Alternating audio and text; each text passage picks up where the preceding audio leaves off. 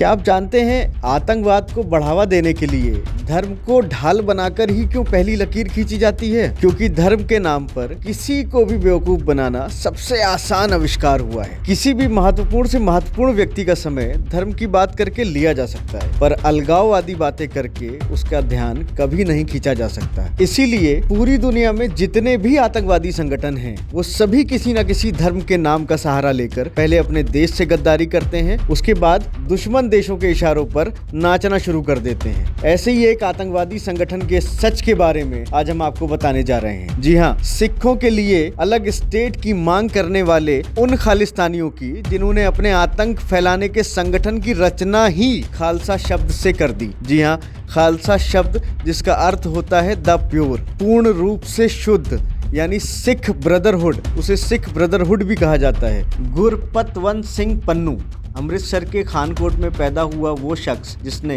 LLB की पढ़ाई की, वकालत करी और USA और कनाडा की डुअल सिटीजनशिप लेके six for justice SFJ six for justice नाम की संस्था चलाता है और उसका स्पोक्स पर्सन भी है। इस कट्टर आतंकवादी ने देश में कोहराम मचा रखा है। जी हाँ, 13 दिसंबर को संसद पर हमले की धमकी देता है। पंजाब के चीफ मिनिस्टर भगवंत मान को धमकी देता है जान से मारने की। पंजाब के DGP गौरव यादव को जान से मारने की धमकी देता है। भारत के मुसलमानों को भड़काने का प्रयास करता है और उनको ये समझाता है कि 22 जनवरी यानी कि अयोध्या में राम मंदिर के प्राण प्रतिष्ठा वाले दिन आप विरोध कीजिए, आपके साथ अन्याय हुआ है। खालिस्तान की मांग पर आधारित इस टेररिस्ट ऑर्गेनाइजेशन को ऑक्सीजन देने वाले देशों पर भारत का रुख कड़ा क्यों नहीं है? कैनेडियन सिटीजन बना ये आतंकवादी क्यों नहीं सौंपा जा रहा है भारतीय एजेंसीज को? ऐसे आतंकवादियों को जड़ से उखाड़ने का मास्टर प्लान भारत के राष्ट्रीय सुरक्षा सलाहकार यानी NSA अजीत डोभाल के दिमाग में बन तो चुका होगा। फिर पन्नू जैसे आतंकवादी का खात्मा होने में इतनी देरी क्यों? पन्नू पहले कनाडा से भारतीय हिंदुओं को कनाडा छोड़ने की धमकियां देता है, उसके बाद वो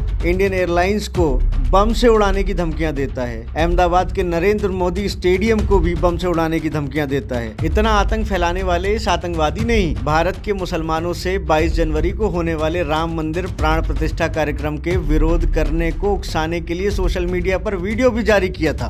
अब ये आतंकवादी भारत के प्रधानमंत्री नरेंद्र मोदी को धमकी देकर कह रहा है कि PM अपनी सुरक्षा कर्मियों के बिना लाल किले से झंडा फहरा कर दिखाएं। इसकी SFJ यानी सिक्स फॉर जस्टिस जो सेना है, ये उसके माध्यम से विदेशों में बैठ के यूनाइटेड स्टेट्स ऑफ अमेरिका और कनाडा में बैठकर पंजाब के उन गैंगस्टर से अपील कर रहा है कि वो उससे संपर्क करें जिन पर पंजाब सरकार और नेशनल इन्वेस्टिगेशन एजेंसी यानी NIA ने इस समय जिनकी चूड़ी कस रखी है, जिन गैंगस्टर्स का इनकाउंटर हो रहा है, जिन गैंगस्टर्स को पंजाब में और पंजाब से होते हुए भारत की राजधानी नई दिल्ली में किसी भी तरह का क्राइम कमिट करने का, ऑफेंस करने का हक इख्तियार पंजाब की सरकार और भारत की सुरक्षा एजेंसियां नहीं करने दे रही हैं। पन्नू जैसा एक घटिया आतंकवादी यूनाइटेड स्टेट्स ऑफ अमेरिका और कनाडा में बैठकर भारत के प्रधानमंत्री और भारत के एक बड़े प्रदेश के चीफ मिनिस्टर और वहां के DGP को जान से मारने की धमकी देता है, तो भारत का रुख कनाडा और यूनाइटेड स्टेट्स ऑफ अमेरिका के लिए क्या होना चाहिए? जी हाँ, हम आपसे पूछना चाहते हैं कि आप अपनी राय हमें कमेंट सेक्शन में देकर बताएं। ऐसी सोच के, ऐसी अलगाववादी सोच के